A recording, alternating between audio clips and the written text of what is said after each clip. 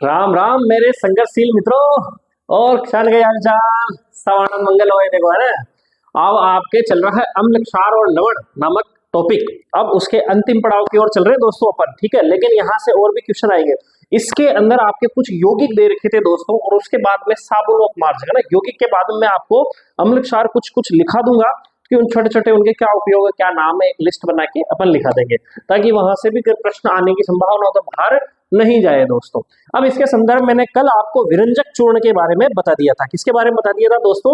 विरंजक चूर्ण के बारे में आपको मैंने कल बढ़िया आराम से बढ़िया तरीके से आपको बता दिया था। आज है अपना सोडियम हाइड्रोक्साइड। क्या है दोस्तों? Sodium hydroxide.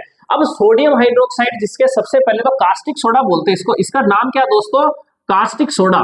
कास्टिक का मतलब होता है जला देने वाला, तो इसलिए इसका दूसरा नाम है दाहक सोडा। क्या नाम है दोस्तों? दाहक सोडा, है ना। ये कास्टिक सोडा है दोस्तों, यानी ये जला देने वाला होता है दोस्तों। यानी अगर इससे, क्योंकि आपको पता है कि NaOH इसकी पीएच कितनी होती है, बहुत भयंकर क्षार है, 14 पीएच होती है। इतना खतरनाक क्षार है दोस्तों, ना। तो यानी ये दाहक सोडा होता है दोस्तों। आपके घरों के अंदर पहले क्या होता था, इसे घरों में साबुने बनाते थे दोस्तों, आपको पता होगा ना। साबुने वैसे वो तेल वेल डाल के NaOH क्षार डालते थे, कपड़े धोने की साबुन घर में बनाते थे। एक पहले हिंगोटा भी आता था, उससे भी साबुन बनाते थे दोस्तों। तो ये साबुन बनाने के काम में आता है ना ज्यादातर। अब ये साबुन बना, अब ये बनता कैसे दोस्तों? ये बनता कैसे आपको पता है? भाई एक क्षार है, आपने एक तत्व पढ़ा, आपको मैंने क्रिया बताई थी दोस्तों, NaOH प्लस HCl। ठीक है, ये क्रिया बताई थी। ये क्षार है और ये अम्ल है। ये क्या है दोस्तों? क्षार है और ये अम्ल है। और इस क्षार और अम्ल से कि यहां से ये क्या टूट जाता है Na प्लस में, और ये OH माइनस में, यहां से H प्लस और Cl माइनस। दोस्तों अब याद करिएगा, आपने क्या किया, यहां से प्लस उठाया और यहां से माइनस उठाया, आपने बना दिया NaCl। क्या बना दिया दोस्तों? NaCl। यहां से OH उठाया, यहां से H उठाया, यानी प्लस माइनस, एक का प्लस और दूसरे का माइनस, तो यहां से बन गया दोस्तों H2O जल। यानी कहीं ना कहीं NaCl और जल को अगर मैं दोबारा, क्योंकि इनको दोनों मिलन से क्या बना, ये बना। अगर मैं इन दोनों को ले लूं और इन दोनों की क्रिया करूं, क्या मैं बना सकता हूं? बिल्कुल बना सकते हैं साहब। ठीक है, बात समझ में आ गई आपको? याद आ गया होगा, मैंने उदासीनीकरण की क्रिया आपको बताई थी।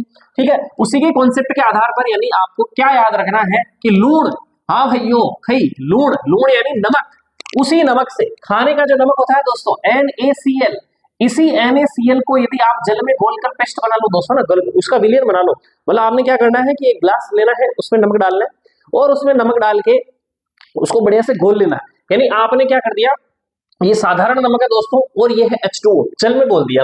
अब इसको जल में घोलने से होगा क्या दोस्तों? यहां से जल में घोलने से, और फिर इसको क्या कराना है, जल के घोलने से विद्युत अपघटन अभिक्रिया करवानी है दोस्तों। ओहो मार साहब, या तो बिल्कुल समझावा, शांति रखो। विद्युत अपघटन अभिक्रिया कौन सी कराएंगे दोस्तों? विद्युत अपघटन, है ना। विद्युत अपघटन अभिक्रिया, अपघटन यानी इसके विलयन में आपको क्या करना है, विद्युत प्रवाहित करनी है। क्या करना है इसके विलयन में? किसके विलयन में? नमक के विलयन में क्या करना है, विद्युत प्रवाहित करनी है। तो क्या घटना होगी यहाँ पर? देखो वापस Na, ये Na आप याद रखो, Na प्लस और Cl क्या है दोस्तों? माइनस है। और यहाँ जो जल है दोस्तों वो क्या है? H प्लस और OH आयनों में टूटता है। बात समझ में आ गई यहाँ पर? अब यहाँ पर क्या क्रिया होगी दोस्तों, ध्यान से समझने की कोशिश है। देखो यहाँ से Na प्लस और इसका माइनस ले लिया आपने, ये Na, हाँ NaOH, ओलो साहब, ओ बढ़ियो आपका सोडियम हाइड्रोक्साइड यानी कास्टिक सोडा, ये आपका तैयार हो गया। अब साहब बात साहब इसके अलावा के बैणी, इसके अलावा कोई ऑटो Cl और यो HCl बन जाएगी? नहीं दोस्तों, यहाँ से HCl अम्ल नहीं बनेगा। आपको पता NaOH भी बन जाएगा, HCl बन जाएगा, फिर मतलब क्या रहेगा ना, वापस उसकी क्रिया होगी, वापस NaCl बन जाएगा। ऐसा नहीं होता इस क्रिया में। इस क्रिया में होगा क्या दोस्तों कि यहाँ से जो क्लोराइड है, क्योंकि यहाँ पर अपन इसके दो अणु लेते हैं दोस्तों। कितने अणु लेते हैं? 2 अणु लेते हैं। तो यहाँ पर ये जो Cl है, अब Cl कितने होगा? 2। तो ये क्लोरीन गैस का निर्माण होता है दोस्तों। किसका निर्माण होता है? क्लोरीन गैस का निर्माण होता है। ओहो मार साहब, अच्छा यह बात है कि अब इको मतलब आप साहब यह बताओ कि OH ने तो ले गया, EH को खाई हुई। EH का ये होगा दोस्तों कि यहाँ पर भी जल के कितने अणु मिलेंगे? 2 अणु मिलेंगे। कितने अणु मिलेंगे दोस्तों? 2। तो यानी साहब 2 OH, यहाँ पर 2 H प्लस ये आयन भी बनेंगे दोस्तों। तो यानी जो H प्लस आयन है किस गैस का निर्माण कर देंगे? यहाँ पर हाइड्रोजन गैस का निर्माण कर देंगे। आई बात समझ में नहीं? हाइड्रोजन गैस का क्या कर देंगे दोस्तों? निर्माण कर देंगे। आ गई समझ में बात? अगर आप इनको बैलेंस करना चाहो तो आप देख सो Na कितने हैं? 2, तो यहाँ पर भी 2 लगा दो। शायद मेरे हिसाब से बराबर हो गए होंगे कि 2 ऑक्सीजन, इधर भी ये दो ऑक्सीजन हो गए, ठीक है, ऑक्सीजन क्लोरीन क्लोरीन बैलेंस और हाइड्रोजन हाइड्रोजन बैलेंस, यानी ये एक बैलेंस अभिक्रिया है। ये अभिक्रिया हो गई दोस्तों आपकी किसकी, सोडियम हाइड्रोक्साइड बनाने की। तो इसको आराम से आप इसको लिख सकते हो कि भाई नमक के जलीय विलयन में विद्युत जो है विद्युत है प्रवाहित करने पर सोडियम हाइड्रोक्साइड क्लोरीन गैस और H2 गैस बनती। अब इसको मैं बता देता हूँ, आपको एक सेल होता है दोस्तों विद्युत अपघटनी सेल, इसके माध्यम से क्या होता है दोस्तों यहाँ पर इसको बनाया जाता है। तो मैं आपको यहाँ पर कोशिश करता हूँ यहाँ पर बनाने की। दोस्तों आपको विद्युत अपघटन सेल में पता होगा कि एक एनोड होता है जो कि धनात्मक भाग होता है, रीजन क्या होता है दोस्तों कि ये बैटरी होती है ना, ये बड़ी डंडी छोटी डंडी, बड़ी डंडी छोटी डंडी, इस प्रकार से यानी बड़ी डंडी और छोटी डंडी एक सेल का निर्माण करती है, ठीक है। लेकिन वो एक से ज्यादा अगर सेल आ जाए तो उसे पर कहते हैं बैटरी। बड़ी डंडी हमेशा धनात्मक सिरा दर्शाती है और छोटी डंडी हमेशा ऋणात्मक सिरा दर्शाती है। आगे बात समझ में, जो धनात्मक सिरे से अब यहाँ पर क्या होंगे दोस्तों कि यहाँ पर क्या किए जाएंगे, यहाँ पर कुछ छड़ें ली जाएगी, है ना। अब यहाँ पे कार्बन वगैरह किसी की भी छड़ ले लेते हैं दोस्तों। यहाँ क्या करते हैं कि इसको इस तार से जोड़ देते हैं। अब आप बताओ कि ये जो छड़ है, ये जो इलेक्ट्रोड बनाया दोस्तों, क्योंकि ये इलेक्ट्रिक पथ है तो ये जो छड़ है इन्हें कहेंगे इलेक्ट्रोड। क्या कहेंगे दोस्तों, इलेक्ट्रोड। ये दो इलेक्ट्रोड बन गए दोस्तों, क्या बन गए दोस्तों, दो इलेक्ट्रोड बन गए यहाँ पर।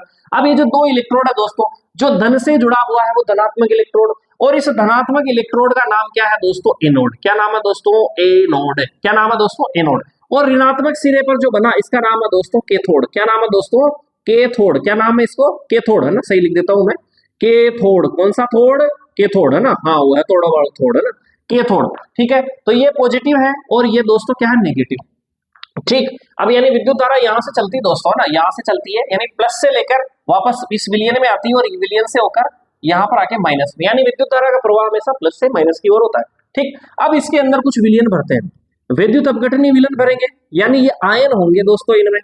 अब आप जानते हो कि नमक के जो आयन होते हैं दोस्तों बहुत अच्छी तरीके से टूटते हैं, यानी जो लवण होते हैं जितने भी, वो लवण जो होते हैं विद्युत के क्या होते हैं दोस्तों, सुचालक होते हैं। क्या होते हैं दोस्तों, विद्युत के सुचालक, क्योंकि वो अच्छी तरीके से टूटते हैं। यानी इसके अंदर आपके अंदर इसके अंदर क्या भरा हुआ दोस्तों, NaCl का विलयन भरा हुआ है, NaCl का विलयन, यानी NaCl का विलयन भरा हुआ दोस्तों, यानी NaCl प्लस H2O भरा हुआ है। आगे बात समझ में, मेरे हिसाब से क्लियर मामला समझ में आ रही होगी आपको, बिल्कुल आ रही है साहब। चलो अब आगे क्या होता है, अब आपने क्या कर दिया कि इसकी कुंजी दबा दी बैटरी की और यहाँ विद्युत धारा प्रवाहित होने लगी। होगा क्या दोस्तों, आपको पता है कि जैसे विद्युत धारा प्रवाहित होगी तो ये जो था आयनिक यौगिक है दोस्तों, ये आयनों में बटने लगेंगे दोस्तों, सोडियम प्लस और क्लोराइड माइनस आयन में बटने लगेगा, बिल्कुल साफ बटने लगेगा। तो आपको पता है कि हमेशा प्लस और माइनस मिलते हैं, यानी जो सोडियम आयन है ये किस तरफ आकर्षित होंगे, हमेशा नेगेटिव इलेक्ट्रोड की, प्लस वाला नेगेटिव की ओर, नेगेटिव वाला प्लस की ओर, ठीक है, बात समझ में आ गई। तो यानी यहां पर क्या होगा, ये जो क्लोराइड आयन है, ये क्लोराइड आयन कहां जाएंगे दोस्तों, एनोड की ओर जाएंगे। किधर की ओर जाएंगे दोस्तों, एनोड की ओर जाएंगे। और यानी यहां पर क्लोरीन गैस जमा होगी, और यहां इसके अलावा इसमें क्या है दोस्तों, जल है ना, NaCl प्लस में इसको H2O ही लिख देता हूं ताकि और आसान हो जाए, प्लस H2O, ठीक। अब ये जो H2O है दोस्तों, अब ये जो H2O है इसके अंदर भी दो आयन टूटेंगे दोस्तों, आप पता है H प्लस और OH आयन, ठीक। अब यानी आप बता सकते हो कि यहां पर प्लस वाला किधर जाएगा, नेगेटिव की ओर, यानी सोडियम यहां जमा हो जाएगा दोस्तों, ये सोडियम, ठीक है। और इसके अलावा यहां पर H आयन जमा हो जाएंगे दोस्तों, आ गई समझ में। यानी H आयन से आप क्या निर्माण हुआ, हाइड्रोजन गैस का। तो ये बाद में क्या होगा दोस्तों, कैथोड की तरफ, इसको मैं इधर बना देता हूं दोस्तों, कैथोड की तरफ यहां से क्या निकलेगी दोस्तों, आपकी हाइड्रोजन गैस बाहर निकल जाएगी। क्या निकल जाएगी दोस्तों, हाइड्रोजन गैस बाहर निकल जाएगी। और एनोड की ओर देखो ये Cl माइनस है तो ये प्लस वाले की तरफ जाएगी दोस्तों, यानी ये Cl ये सब मिला के कौन सी गैस का निर्माण कर देंगे दोस्तों, ये आपके क्लोरीन गैस का निर्माण कर देंगे दोस्तों। कौन सी गैस, Cl2, क्लोरीन गैस। आगे बात समझ में, ये क्लोरीन गैस, या लिख देता हूं मैं क्लोरीन गैस, आगे बात समझ में। और ये है हाइड्रोजन गैस, क्लियर है मामला। और ये कास्टिक सोडा बताइए आपको, ये नमक है, साधारण नमक, ये H2O को तो जानते हो आप, है ना, नहीं जानते हो तो केमिस्ट्री पढ़ना बंद कर दो, ठीक है। अगला बात, अब यहां पर बात समझ में आएगी। और NaOH कहां बनेगा दोस्तों, कैथोड पर बन जाएगा, यानी NaOH का जो निर्माण हो रहा है वो कहां पर हो जाएगा, कैथोड पर। यानी कैथोड पर NaOH का निर्माण। ये लो साहब, कैथोड पर NaOH का निर्माण। NaOH का क्या हो गया दोस्तों? निर्माण हो गया। NaOH का क्या हो गया दोस्तों? निर्माण हो गया। अब यहां पर NaOH बना दोस्तों, अब इसके क्या उपयोग है? इसका पहला उपयोग तो क्या दोस्तों? साबुन बनाने में। क्या दोस्तों? साबुन बनाने में भी बात की अपने, है ना, यानी धोने वगैरह किसी का भी साफ करने के अंदर NaOH का बहुत हाइड्रोक्साइड का काम आता है, पेट्रोल वगैरह बहुत सारी चीजें बनाने में यहाँ पर इसका काम में आता है। अच्छा, NaCl का भी एक यूज बता देता हूँ दोस्तों, है ना। ये क्या होता है कि हिम मिश्रण, यानी हिम मिश्रण बनाने के काम में आता है। अगर कभी प्रश्न पूछ लिया जाए तो हिम मिश्रण बनाने के काम में भी आता है। क्लोरीन गैस, कल ही पढ़ा आपने, विरंजक चूर्ण। विरंजक चूर्ण में जो क्लोरीन है वो रंग उड़ाने के में काम में आता है। या आपने देखा था कि स्विमिंग पूल के अंदर, पानी के अंदर, पानी को साफ करने में, यानी पानी के अंदर जो बैक्टीरिया अगर उत्पन्न हो जाते हैं तो उसमें क्लोरीन, जो क्लोराइड, ये जो क्लोरीन गैस है वो उसको क्या कर देती है दोस्तों? साफ कर देती है।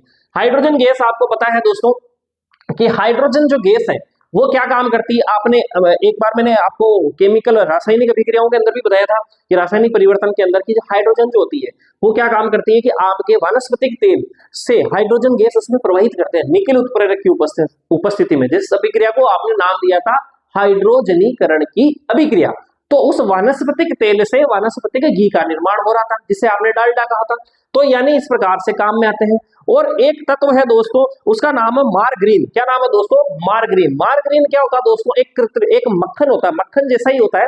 ये वानस्पतिक तेल, वानस्पतिक तेलों, ऑलिव ऑयल, इन्हीं से मिलकर बना होता है ना। वो जो आज का जिसे तुम बटर वटर आराम से जैसे सोचते हो ना कि वो बटर लगा के आराम से काम कर रहा है ना, तो वो जो बटर वटर ऐसा कुछ नहीं दोस्तों, ये फर्जी मक्खन है।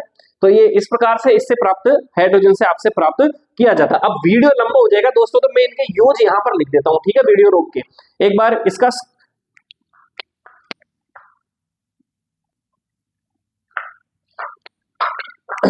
देखो दोस्तों, सोडियम हाइड्रोक्साइड का बढ़िया इस तरीके विश्लेषण लिख दिया। लास्ट में इसकी पूरी अभिक्रिया जो लिखी है वो लिख दी। सोडियम क्लोराइड के जलीय विलयन से विद्युत प्रवाहित करने पर ये विद्युत को सोडियम हाइड्रोक्साइड NaOH बनाता है। इस प्रक्रिया को आप ये याद रखना जरूर, क्लोर-सार प्रक्रिया कहते हैं। क्या कहते हैं दोस्तों? क्लोर-सार प्रक्रिया कहते हैं। क्लोर मतलब रीजन क्यों दोस्तों? यहाँ एक तो क्लोरीन गैस बन रही है, उससे क्लोर बोल दिया, और उत्पाद के रूप में क्या, मुख्य उत्पाद के रूप में NaOH, जो कि क्या है दोस्तों? क्षार है। बनने के कारण इसको क्या कहा? क्लोर-सार प्रक्रिया कहा। और बाकी मैंने इसका यूज लिख दिया दोस्तों, एक बार स्क्रीनशॉट लो, फिर आगे की ओर चलते हैं।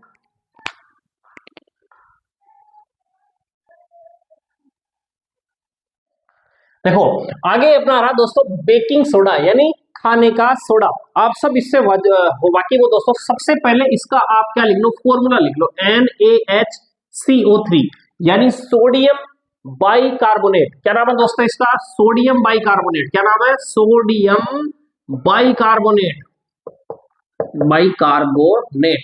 और देखो इसका एक नाम हो रहा है दोस्तों sodium hydrogen carbonate, sodium hydrogen carbonate, है ना, कार्बोनेट। देखो तो कुछ शब्द देखो, CO3 जहां आ जाए वो कार्बोनेट है, SO4 जहां आ जाए, SO4 माइनस होता है ना, ये सब माइनस, SO4 जहां आता है वो सल्फेट है, ठीक है। और NH4 प्लस आ जाए दोस्तों तो ये अमोनियम आयन है, ठीक है ना। तो हमेशा क्या होता है ये सही है। इस प्रकार से आपको कुछ नाम याद होने चाहिए, ठीक है। चलो अब चलते हैं टॉपिक पर। तो बेकिंग सोडा यानी खाने का सोडा, यानी ये कहीं ना कहीं खाने के काम में आता है।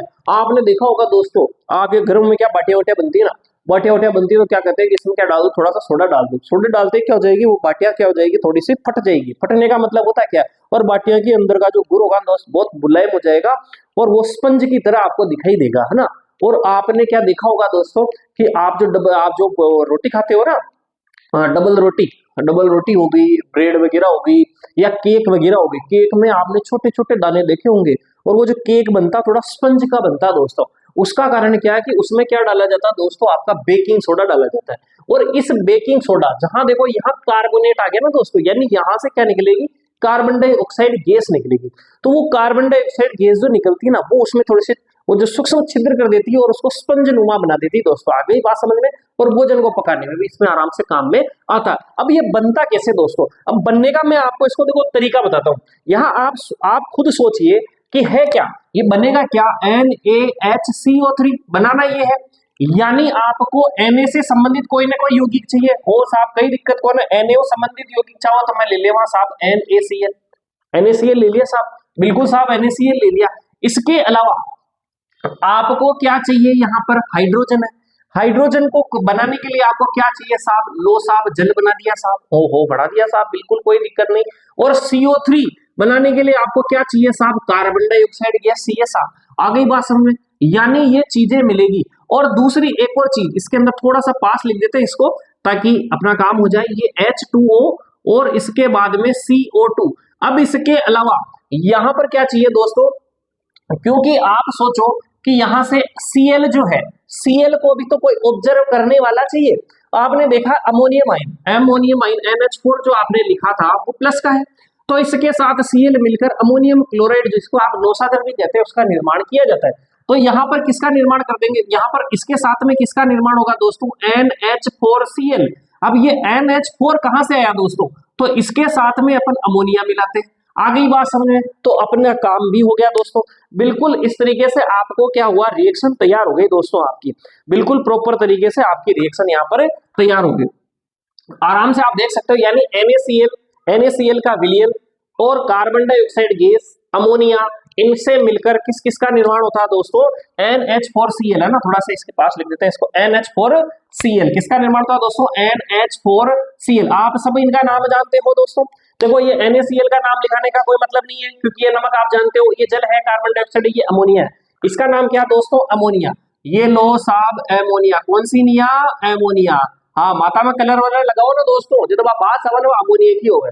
वो कदे कदे पब्लिक टॉयलेट में जाओ तो पेशाब की सड़न गंध वापी खाएगी दोस्तों, अमोनिया की गंध। और ये क्या है? Ammonium chloride. क्या नाम है दोस्तों? Ammonium chloride. क्या नाम है दोस्तों? Ammonium chloride. आ गई बात समझ में? यानी नौसागर भी इसको कहते हैं दोस्तों। ये है सोडियम बाइकार्बोनेट, सोडियम बाइकार्बोनेट, इसी को ही बनाना था आपको, सोडियम बाइकार्बोनेट। आ गई बात समझ में?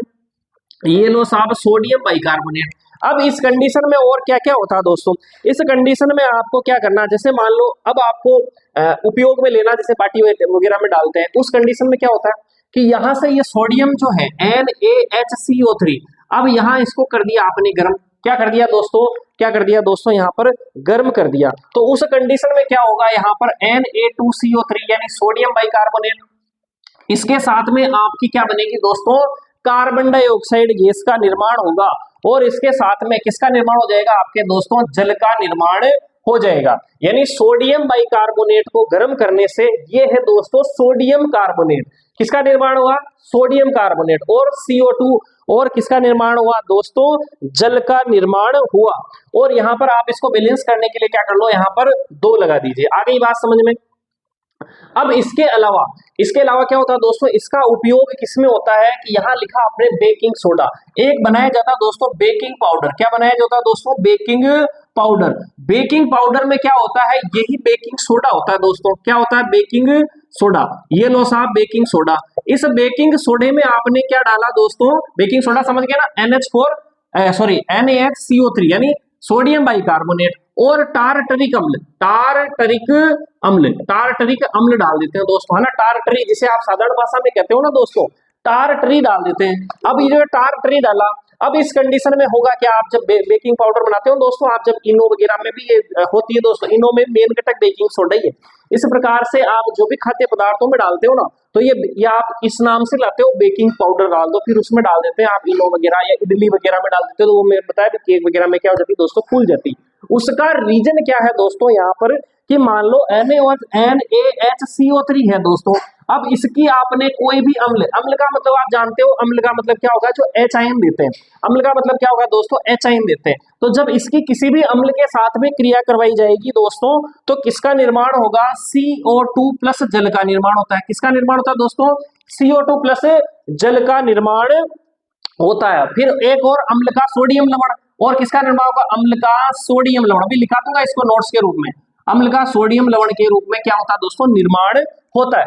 अब ये जो CO2 गैस हुई, अब बेकिंग पाउडर डाला आपने, मान लो केक में डाल दिया आपने, डबल रोटी में डाल दिया, या आपने बाटी वगैरह में किसी में भी डाल दिया दोस्तों, तो होगा क्या यहाँ पर कि ये CO2 गैस बनेगी, क्योंकि यहाँ पर क्या है? सोडियम बाइकार्बोनेट और जल है। ठीक, अब जैसे इसको हीट मिलेगी, दोनों मिलेंगे दोस्तों, और मिलने के कारण क्या होगा दोस्तों? कार्बन डाइऑक्साइड गैस बनेगी। और यही कार्बन डाइऑक्साइड गैस उसको डबल रोटी हो गई, ब्रेड हो गई, केक हो गई या इडली हो गई, इनको क्या हो जाता है दोस्तों, फुला देती है। इसे कहते हैं खमीर का उठना। क्या कहते हैं दोस्तों, खमीर का उठना। इनो के अंदर, इनो जो होता है दोस्तों, उसके अंदर भी मुख्य घटक के रूप में क्या होता है आपके, यही होता है दोस्तों, बेकिंग पाउडर। यानी वहां पर क्या होता है कि सोडियम बाइकार्बोनेट और कोई ना कोई अम्ल मिला दिया जाता है। घर पे भी आप इनो बना सकते हो कि आपको सोडियम बाइकार्बोनेट भी ना, खाने का सोडा और नींबू निचोड़ देना। नींबू भी एक प्रकार का क्या है दोस्तों, अम्ल है। फिर आप दे दो तो आपके वो जो भी तकलीफ हो, गैस वगैरह की तकलीफ क्या हो जाती है, एसिडिटी वगैरह की, वो चीज वो सही हो जाती है। आगे बात समझ में।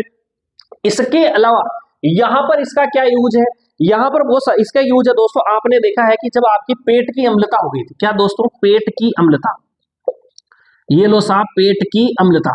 पेट की अम्लता में आपने क्या किया था कि मैग्नीशियम हाइड्रोक्साइड, यानी जो ये कम प्रकार का क्षार था, ज्यादा दुर्बल क्षार था, इसका आपने प्रयोग किया, जिसे एंटासिड आपने कहा। तो एंटासिड, और ये भी दोस्तों देखो है तो लवण, लेकिन ये कैसा लवण है, क्षारीय लवण। इसके लिए क्या कहा जाता है दोस्तों, ये क्षारीय लवण है। क्या है दोस्तों, ये नाम मैं बता रहा हूं, याद रखना, कैसा लवण है ये, क्षारीय लवण। लेकिन कैसा क्षारीय लवण, दुर्बल लवण है लेकिन क्षारीय है। क्षारीय क्यों है, क्योंकि यहाँ पर ये किससे मिलकर बना होता है दोस्तों, आपको पहले बता दिया मैंने, NaOH और यहाँ पर H2CO3 है ना, और ये अम्ल बहुत ही कमजोर और ये क्षार बहुत ही भारी है। जब इनसे जो लवण का निर्माण होगा दोस्तों, NaHCO3, इस लवण में क्षारकता की मात्रा थोड़ी ज्यादा आ जाती, लेकिन इतनी ज्यादा नहीं आती। इसलिए आपने क्या कहा, इसको है तो लवण, लेकिन कैसा लवण, क्षारीय लवण, और वो भी कैसा है, दुर्बल क्षारीय लवण। और ये दोस्तों ये क्या करता है, कहीं किसी से क्रिया करता है, बर्तनों वर्तनों को, किसी को ये क्या करता है, खराब नहीं करता। इसलिए इसको क्या कहा जाता है भाई, खराब होने को आप कहते हो संक्षारण, तो इसको कह देंगे असंक्षारणीय। असंक्षारणीय ये क्या है, दुर्बल क्षारीय लवण है। तो जब ये दुर्बल क्षारीय लवण है तो आपकी पेट की अम्लता दूर करने में भी इसका उपयोग हो सकता है। आगे बात समझ में, अब इसको छाप लिया जाए। ओके, हाँ दोस्तों देखो, बेकिंग सोडा का प्रॉपर नोट्स के रूप में मैंने लिख दिया है शानदार तरीके से, एक बार छाप लो इसको, फिर आगे चलते हैं अपन। स्क्रीनशॉट ले लो इसका। देखो दोस्तों, अगला जो है वो लवण है आपका धोने का सोडा। ठीक है, ये भी क्या है, क्षारीय लवण है। क्या है दोस्तों, सबसे पहली बात तो ये क्षारीय लवण है। ठीक, समझ में आ गई। चलिए, अब इसका सूत्र होता है Na2CO3, लेकिन यहाँ पर क्या है, इस Na2CO3 का मतलब होता है सोडियम कार्बोनेट। इसके साथ में 10 अणु जल के जुड़े हुए हैं।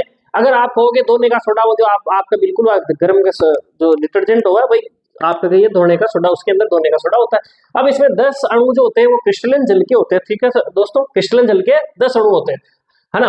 अब क्रिस्टलन जल के जल अणु होते क्या होते हैं, क्रिस्टलन के जल के अणु होते क्या, अब इसे कहते हैं, इससे कोई लवण है, लवण में क्या होगा दोस्तों, इन लवणों में, कुछ लवणों के अंदर जल के कुछ अणु निश्चित संख्या में पाए जाएंगे, किसी में 10, किसी में 5, किसी में अलग अलग, है ना। क्रिस्टलन जल के पाए जाते हैं, इन्हें ही आप क्या कहते हैं, क्रिस्टलन के अणु, या लिख दिया मैंने परिभाषा, लवण के एक सूत्र इकाई में जल के निश्चित अणु की संख्या को क्रिस्टलन जल कहते हैं। जैसे सोडियम कार्बोनेट में 10 होते हैं, कैल्शियम सल्फेट, यानी ये दोस्तों क्या है, जिप्सम, अभी पढ़े जिप्सम, ठीक है, अभी पढ़ रहे हैं जिप्सम, है ना। जिप्सम के अंदर कितने होते हैं दोस्तों, 2 अणु होते हैं। ये कॉपर सल्फेट है दोस्तों, और इसमें 5 अणु अगर मान लो जल का मिल गया तो इसे कहते हैं नीला थोता। क्या कहेंगे दोस्तों, नीला थोता। और कैल्शियम सल्फेट जो जिप्सम है, सॉरी कैल्शियम सल्फेट, ये जिप्सम हो गया, ये कॉपर, हाँ ये नीला थोता, ठीक है। अब ये जो कैल्शियम सल्फेट जो जिप्सम है दोस्तों, इसमें 2 अणु जल के, इसको आप गर्म करोगे, पहले भी बता रखा मैंने, गर्म करोगे तो इसमें 1.5 अणु पानी का क्या हो जाएगा, उड़ जाएगा गर्म करने पर, तो आधा ही बच जाता है। इसे कहते हैं POP, प्लास्टर ऑफ पेरिस। ठीक, अब आ जाओ इधर। अब इसको क्या है, सोडियम कार्बोनेट, आप जानते हो कि कैसे बनाते हैं दोस्तों, कि यहाँ पर आप जानते हो सोडियम बाइकार्बोनेट को आपने गर्म किया था, अभी भी बात की, जस्ट आपको बिल्कुल याद होगा ताजा ताजा, कि सोडियम कार्बोनेट जल और CO2 का अणु बन रहा था। इसके बाद में यदि आप 10 अणु इसके अंदर क्रिस्टलन जल के अणु अगर ऐड करते हैं तो ये किसका सूत्र बन जाता है दोस्तों, आपके धोने का सोडा। किसका सूत्र बन जाता है दोस्तों, ये धोने का सोडा, धोने का सोडे का सूत्र हो जाता है। ओके, आ जाइए। अब ये जो क्रिस्टलन के अणु है दोस्तों, ये क्या करता है, सोडियम कार्बोनेट को आर्द्र बना देता है, यानी इसमें क्या होती है, थोड़ी सी ह्यूमिडिटी यानी नमी होती है। आगे क्लियर बात। चलिए, अब इनके उपयोग क्या है दोस्तों, कांच, कागज, साबुन बनाने में। ठीक है, बोरेक्स, देखो ये बहुत इंपॉर्टेंट है, बोरेक्स में भी 10 अणु क्या है, क्रिस्टलन के। सूत्र याद करें ना, कई बार सीधा सीधा पूछा जाता है। अच्छा, बोरेक्स का एक नाम और है दोस्तों, इसे सुहागा भी कहा जाता है। क्या कहा जाता है दोस्तों, सुहागा। क्या कहा जाता है, सुहागा। हाँ, सिंदूर वगैरह में ये पाया जाता है दोस्तों, है ना। आपके जो महिलाएं सिंदूर डालती है मांग में, उसमें पाया जाता है। तो बोरेक्स का सूत्र Na2B4O7, ठीक है, सोडियम का लवण है। अब इसके बाद में घरों की सफाई में आप सब जानते हो भाई ये साफ सफाई काम आता है, तो धोने का सोडा नाम में ही है। जल की स्थायी कठोरता दूर करने में भी इसका यूज होता है। जहां साबुन काम में नहीं करती वहां पर फिर ये डिटर्जेंट के अंदर पाए जाएंगे, तो वहां पर ये काम करेगी। अगला है दोस्तों नीला थोथा। जैसा कि मैंने बताया कि कॉपर सल्फेट के अंदर 5 अणु जल, क्रिस्टलन जल के आप ऐड कर देते हो, इसे कहते हैं नीला थोथा। और ये किस रंग का हो जाता है दोस्तों, नीले रंग का हो जाता है। किस रंग का हो जाता है, इसलिए नाम इसका क्या है, नीला थोथा है। ठीक है, अब इसको गर्म करने पर क्रिस्टलन जल त्याग देता है और ये श्वेत रंग का लवण बना देता है। जैसा कि यहाँ मैंने समीकरण लिख दी भाई, नीला रंग है कॉपर सल्फेट और इससे 5 अणु क्रिस्टलन के हैं। इनको गर्म करने पर केवल कॉपर सल्फेट रह जाता है जो कि श्वेत रंग का होता है, और 5 अणु इसमें पानी के क्या हो जाते हैं, वाष्प बन के उड़ जाते हैं दोस्तों। अगला है जैसे कि जिप्सम। जिप्सम आपको अभी बताया हुआ कैल्शियम सल्फेट, और इसमें 2 अणु क्रिस्टलन के होते हैं दोस्तों ना, ये लवण जिसमें 2 अणु क्रिस्टलन जल के पाए जाते हैं। ओके दोस्तों, छापो इसको, फिर आगे की ओर चलते हैं। एक बार छाप लो इसको।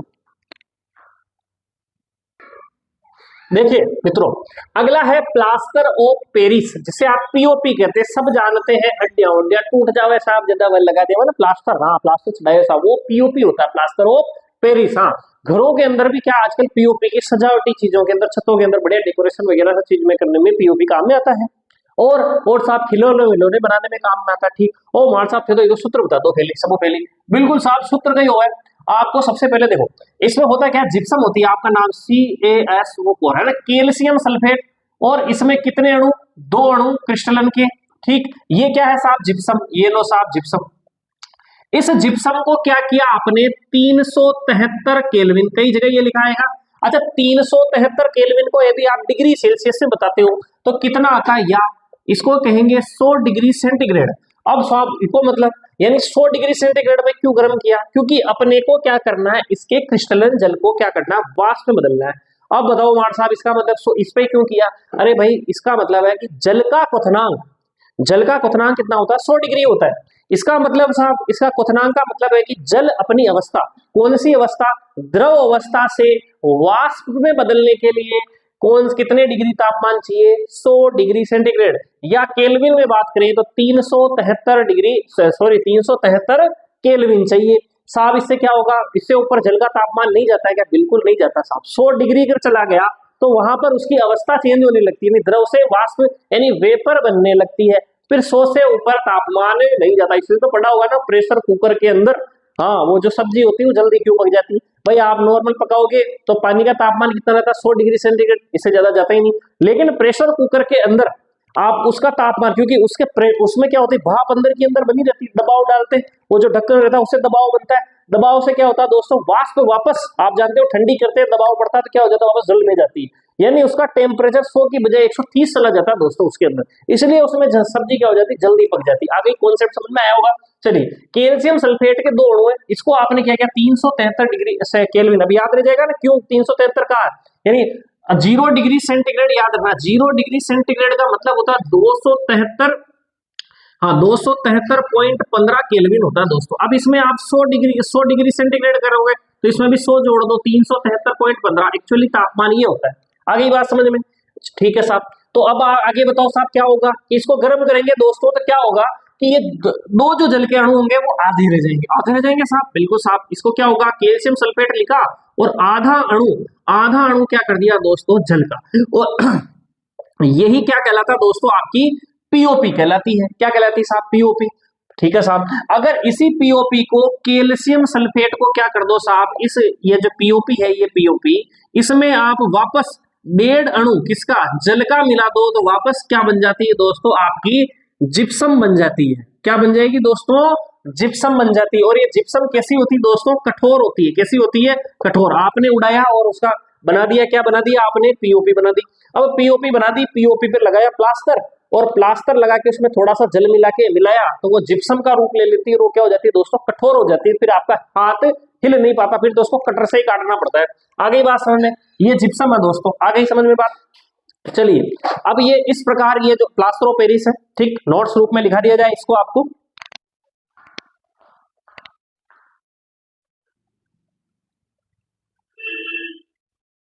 तो छापो दोस्तों इसको एक बार, फिर आगे की ओर चलते हैं अपन। हाँ देखो दोस्तों, मैं कुछ आपको अभी तक जितने लिखाती है ना, वो जो जो बीच में आए हैं उसका नाम वो मैंने नहीं लिखा है। नए रासायनिक पदार्थ व्यापारिक नाम और उनके सूत्र लिखे, ये भी एग्जाम में पूछे जाते हैं दोस्तों एक बार, क्योंकि आप नोट्स बना लेना ना। एक स्लाइड तो ये और कुछ और है, वो मैं आगे एक स्लाइड में लिख रहा हूँ, ठीक है। स्क्रीनशॉट ले, फिर आगे की ओर लिखाता हूँ।